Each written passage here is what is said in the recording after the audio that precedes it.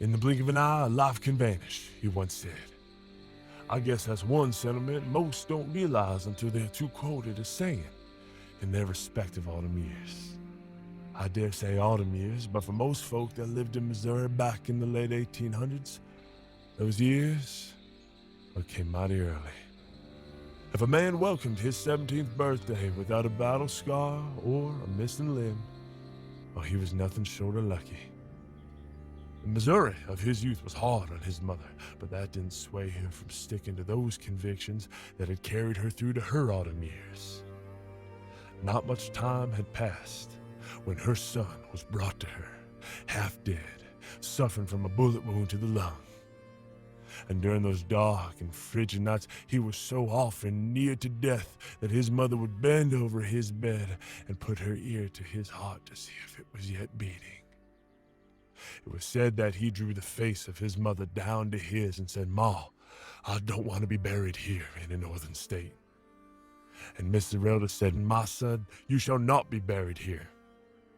Now this I have no reason to doubt, and neither should you.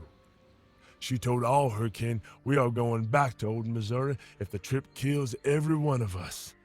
My boy don't want to die here." How she accomplished such a magnificent gesture of love I cannot say for sure. I believe some men are born with purpose, be it right or wrong, and the rest, well, they drown themselves in the bottle, he said. Now who could argue with that?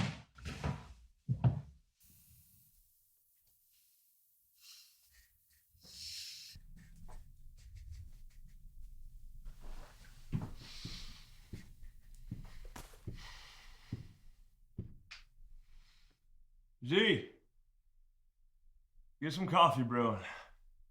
Bob and the boys will be here any minute now. We got some particulars to go over. We don't have time for the normal chit-chatting.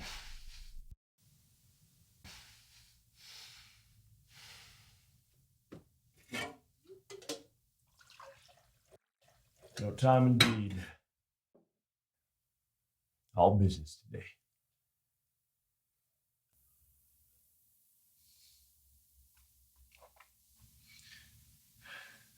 So much to say. And so little time.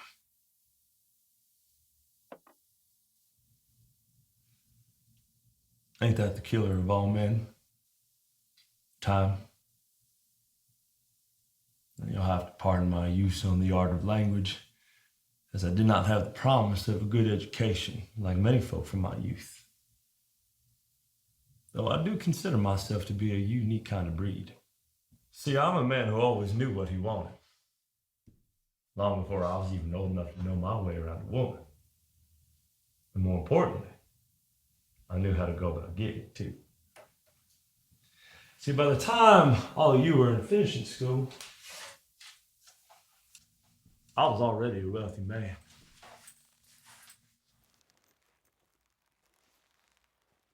Not bad being a farm boy and all.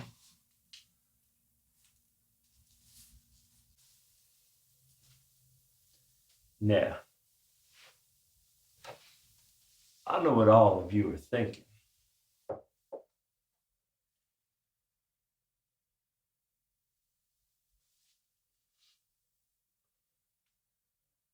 I'm just some cold-blooded killer. The fact is, that couldn't be further from the truth. But may the good Lord strike me down. Oh, hell, I almost got you there.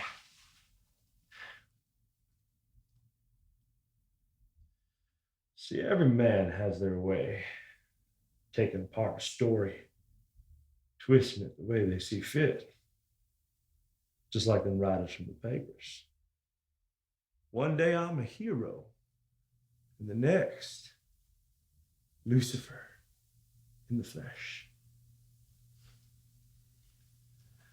But I reckon to you, if I were to get up on that pulpit and preach to you the way my daddy did, you'd be able to swallow everything I'm about to say. Most wicked men in this world are the ones who would stand before man preaching the gospel like they're some kind of prophet. Don't drink! Don't curse. Don't covet thy neighbor's wife. Well, I have news for you. It's all bull. Because there is nothing more primal than laying down with a feral young woman whose man ain't around to take care of her. And they could be off plowing the fields while I'm plowing at home. Never mind, I think you get the subtext there. Subtext. That's that word all them fancy writers use to describe the deeper meaning of what they're trying to say since page 2, isn't it? Just say what you mean. Get to the point. I have no patience for the educated. The way they talk, the way they walk, like they haven't visited the privy in a week. It's funny how Colt 45 has a way of purging the polluted body.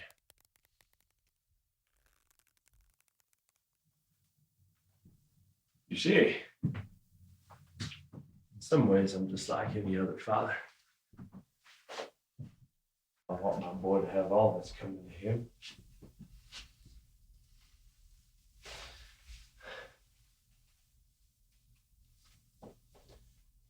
This life wasn't always so simple.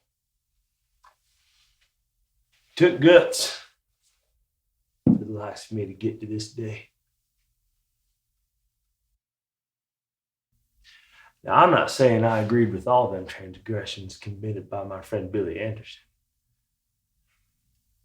I mean, scalping them soldiers was a bit much for my liking. Even I have my limits on the usefulness of brutality.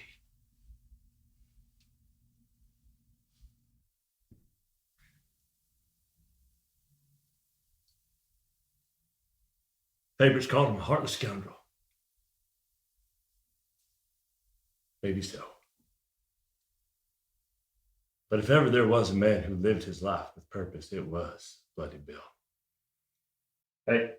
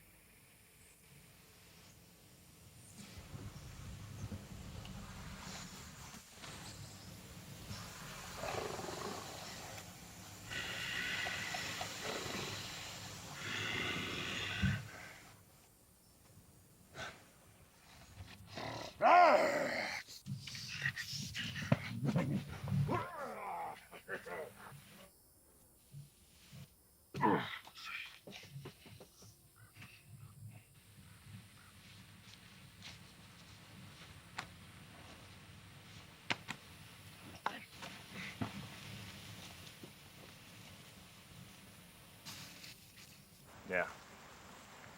Anyone who ever been close to me know I'll take a man's life if necessary. Our poor fella from Brutality, he's just a victim of circumstance. I should blame his mom and pa for making him look like the spitting image of that Samuel Cox.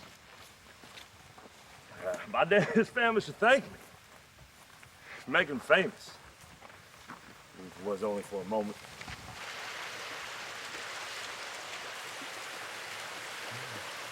By golly, I thought I shot you down some lieutenant colonel, not some bank teller. No. One memorable thing did come from that day. And that is yours truly. Finally got his name in print. In fact, I carry that headline everywhere I go. It's one of my rabbits for. Come think of it. That article got me thinking that maybe the time had come for me to show all of you exactly what my purpose was. Not by shooting, not by spear, but by writing. Now, I'd read somewhere that pen is mightier than the sword. I'm feeling like pen's erotic to think of that one. But here I am, Jesse James, known marauder, bank robber. And now, a lover of the written word. That being said, now, my pistols, however, I always kept by me. Anyhow, I dug down deep, and I found something in me. Something I didn't even know was possible. And that was the passion. Passion for words. Hell, I had no idea how exquisite my vocabulary was. And the words just spilled out of me like the blood of my brothers on the battlefront. Now, I didn't write into that fairy tale rubbish. I told the truth. That we, the ex-Confederates, we were the real victims of Missouri. Even that editor from the Kansas City Times saw my talents and understood the plight of the honest Southerner. And we will have our revenge on those spineless Unionists. Bastard cavalrymen shot me right here when I was barely 17. My hands reaching for the sky and they're gumming down like I was nothing more than a damn slave.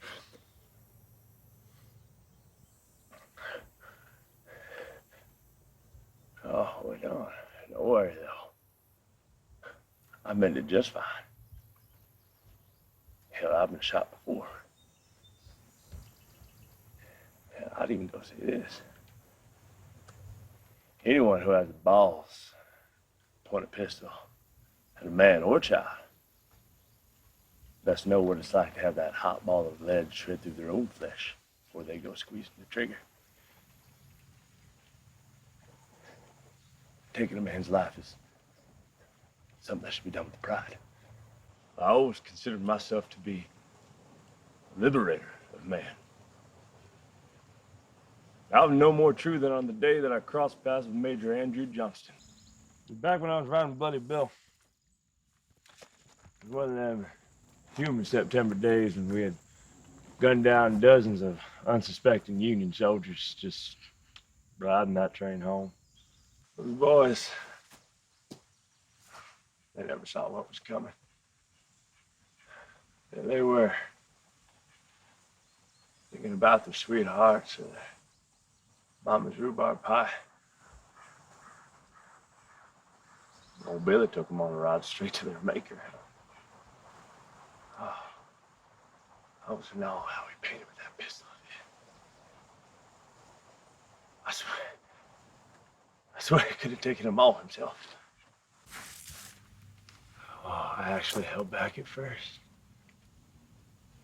I'm just watching the artist who stood before me. That train, his canvas, and their blood, his paint. Oh, I was lost in the tranquility of it all. Until that ever familiar burn in my shoulder brought me back. Oh, and it was on.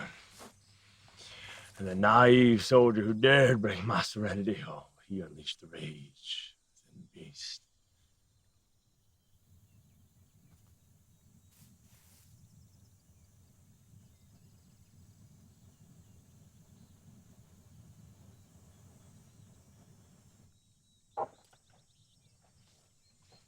Now, my first bullet ripped into his cheekbone as his young eyes filled with terror.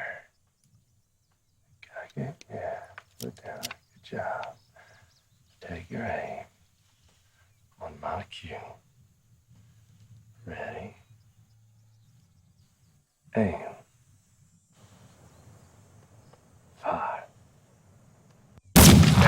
figured this would be a good time to soften the mood. See, I've been practicing this trick where I toss my pistol up in the air, get the attention of my aggressor. All the while, I slip my buck knife out of my boot and I slice him across the Adam's apple. Of course, up until that point, I've just been practicing with melons back at home. But I believed I found me a worthy and willing participant. Well, even Bloody Bill gave me that look. You know that look a papa give his boy when he does something right for the first time? Or when the mist of that centrally abound Eunice blood painted my face? Well, that's the look Bill gave me.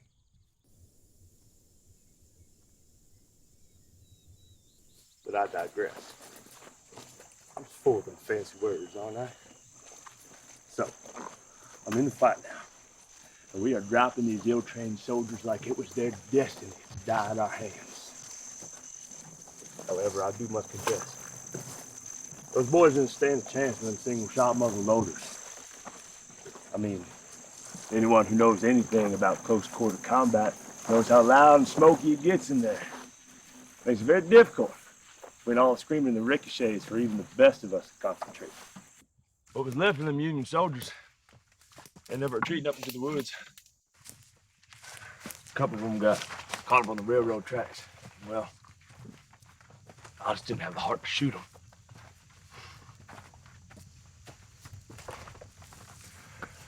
I reckon you know the rest, so I'll spare you the gruesome details.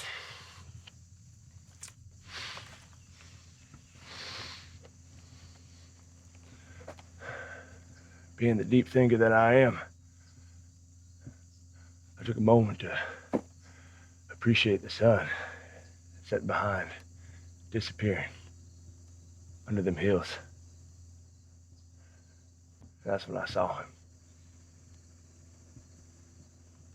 Soldier. But this one wasn't like the rest. He appeared to be somebody of importance. So I curiously followed this one as he staggered some steps ahead, looking over his shoulder, wincing in pain. To close the gap between us, I see he collapsed to the ground. The sunlight exposed his gaping leg wound.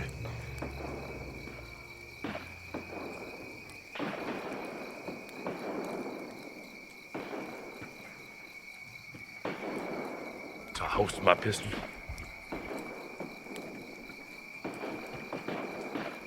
I removed my hat out of respect for this Union officer. Couldn't help notice that he had pissed himself. I like to think that he knew the man who loomed over him, and that his fear had outwon his heart. I reached in my coat and pulled out a lump of the finest chewing tobacco that I had gotten from a friend back in Kentucky. And as I held this lump, and that aroma, that sweet, sweet, sweet aroma hit me.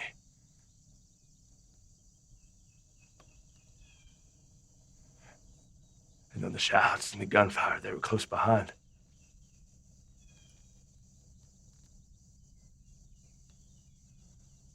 I was back on my farm.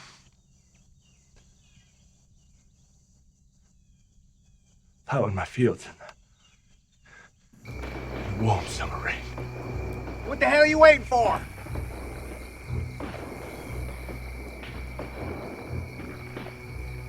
Let's get to this. I placed that lump behind my lip. I felt that immediate rush.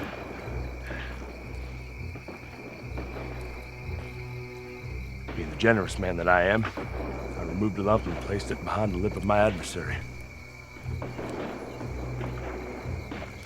The grounds turned into moans of pleasure. Our eyes locked. I swear, right there we had ourselves a moment. Being a well-mannered Southerner, I'd introduce myself. He told me I'd burn in hell for smiting his boys.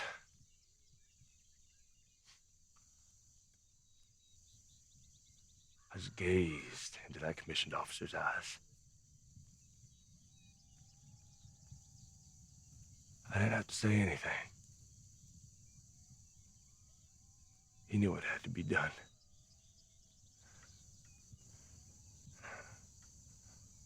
I could hear Billy calling out to me. So I told my wounded prey that it's best we get on with this, because you ain't gonna like what's coming. His hand trembled as he reached inside his coat, and the pistol he begged to be drawn. And out come his Derringer. My least favorite of all the pistols, but them pansy-ass Union officers, they love them.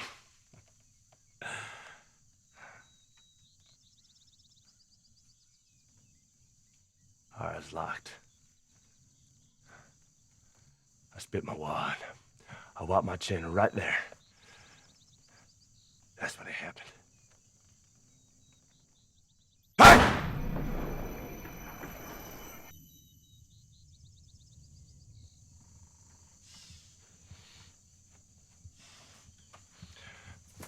Billy's shots were upon me now, as his officer's body slumped sideways. Being the sentimental man that I am,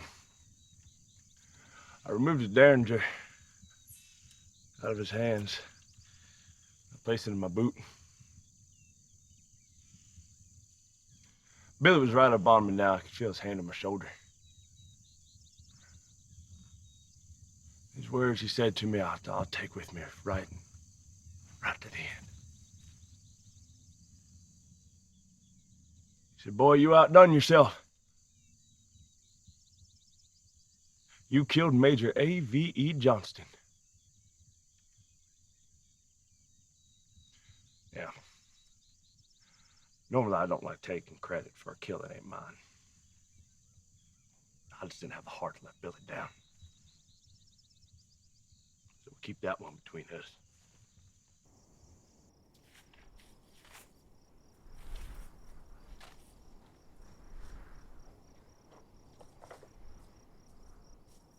Yeah. If there's one thing I could change about my boy's namesake, it'd be that story they printed of me, saying that I killed a boy during that hold-up in Liberty. Younger brothers need to own up that one. I wasn't even there that miserable February day. They weren't the best shots, and they were reckless, but they were cheap help.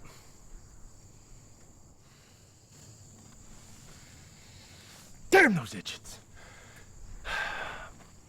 My brother Frank, he was there. He saw exactly what had happened. But we all know what sells papers. Notorious bank robber Jesse James murders child in cold blood. False stories just kept coming. Said that Frank and I held up some banking firm back in Lexington. Never would I think that the newspapers would be more snake-like than good on me.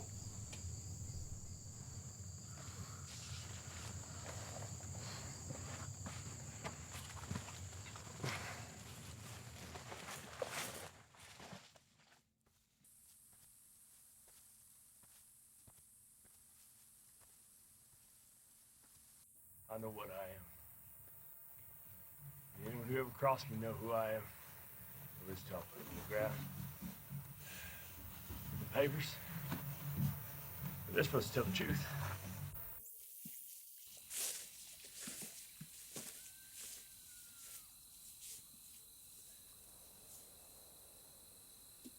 I actually tried to convince the boys that we should introduce ourselves to some of these reporters.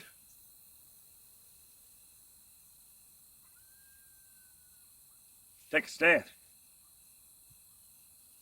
They weren't having it. Said on account of ain't no money to be had in killing a newsman.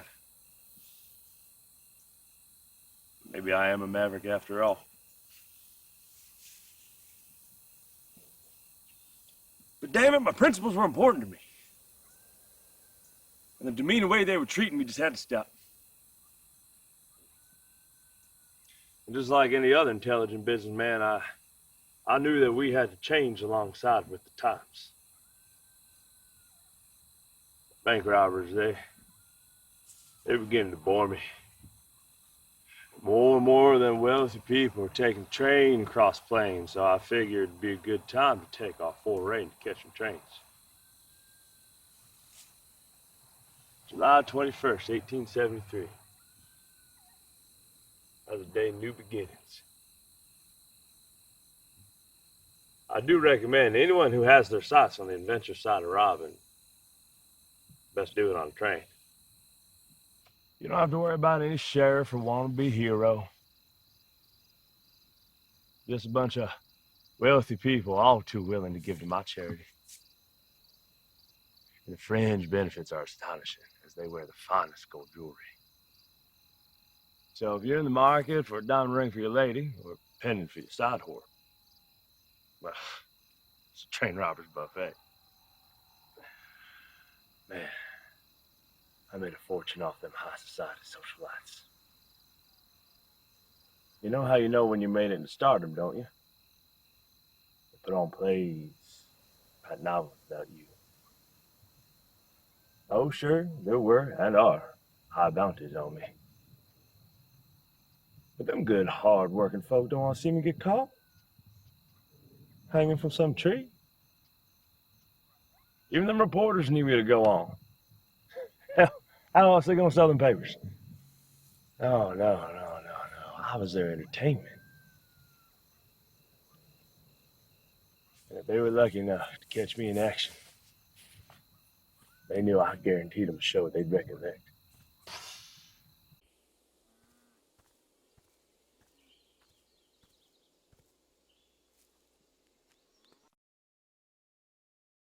Jesse, Bob and Charlie are coming up. Coffee and chow's on the table.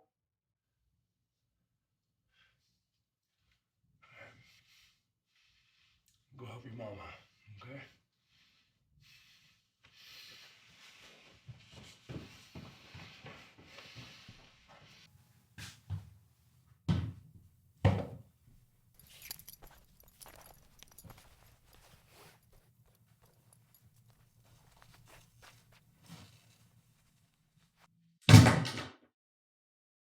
Right or wrong, though, you're revered for leading a purposeful life. Men will do their honest best to be like me.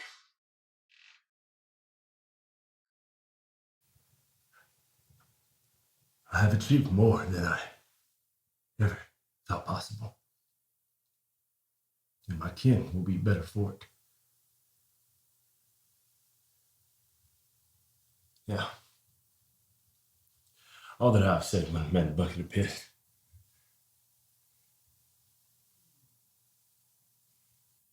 Had I not had my wife.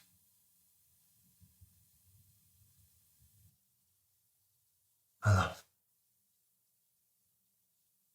Zerona. A woman like no other could match. For her to put up with the likes of me was daunting.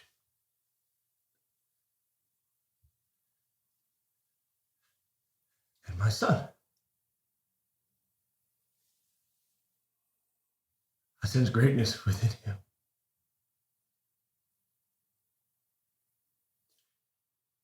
He has a pure heart, unlike my own.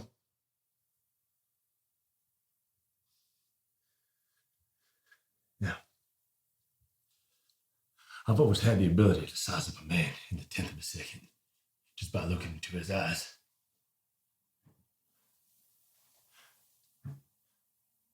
Didn't matter what breed, nor color.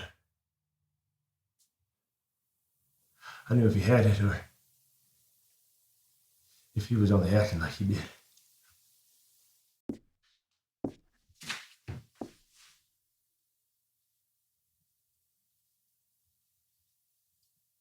This was no more true than in the case of Robert Ford.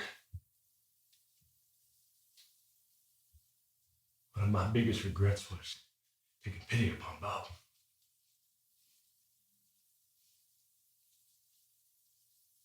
Some dogs were just not meant to steer sheep, chase off from coyotes.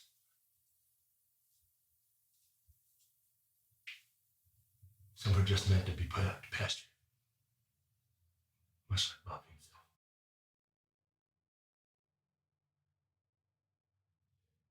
In a further moment of idiocy, was taking in him and his dim-witted brother Charlie into my circle.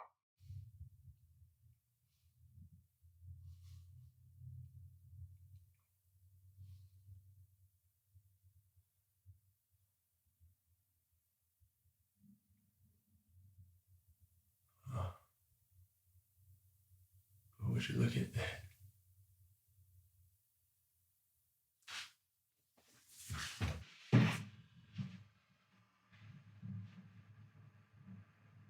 But even regrets have their purpose in history.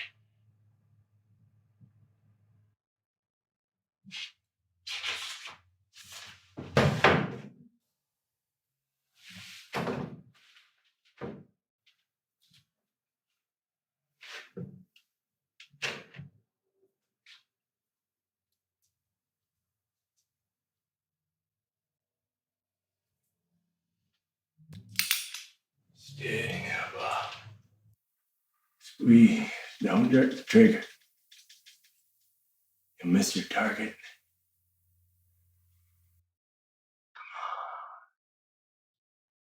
Breathe. Just breathe. And do it! Do it, for I grab that bell and I'll shove it straight up you!